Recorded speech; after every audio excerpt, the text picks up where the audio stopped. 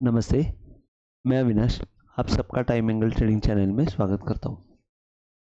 Last week में मैंने आपको एक बात कही थी कि तेजी की मोहर तो पक्की हो गई है, लेकिन हमको जो ब्रेकआउट चाहिए वो अभी भी ऊपर की तरफ जाने के लिए हमको एक ब्रेकआउट चाहिए जो अभी भी आ नहीं रहा है।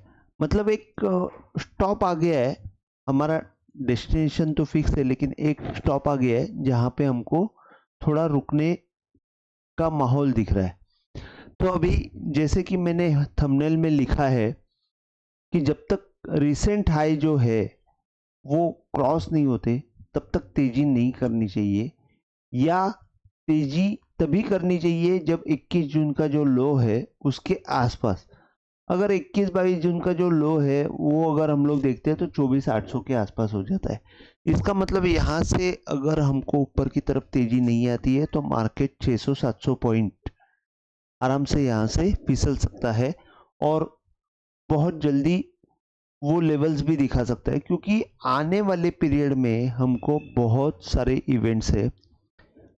एफओएमसी की मीटिंग है, टैरिफ का 90 दिन का टाइम खत्म हो रहा है, तो ऐसे बहुत सारे इवेंट्स है जिसकी वजह से मार्केट में वोलेटिलिटी बनी रहेगी और वो वोलेटिलिटी हमको आगे की दिशा डिसाइड करने वाली है।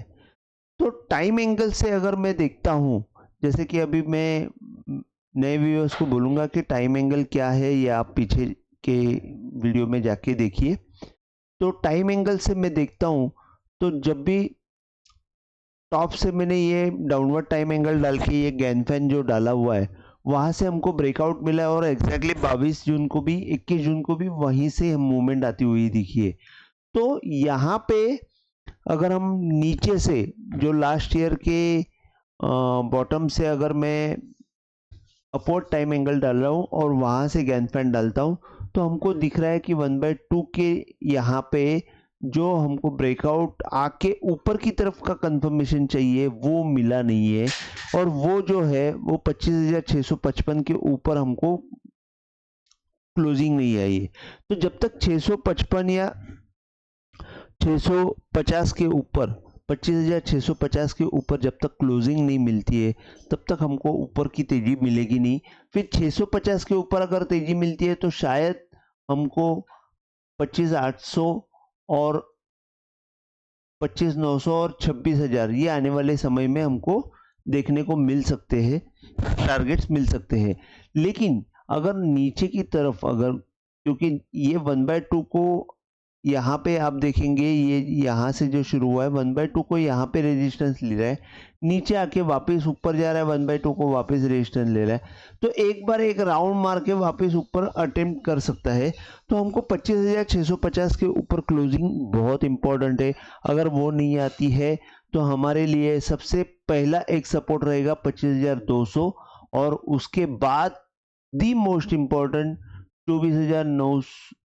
25,000 पकड़ लीजिए, और अगर वो नहीं पकड़ा तो फिर 24,800 जो 22 जून का लो है यहाँ तक निफ्टी आ जाएगी।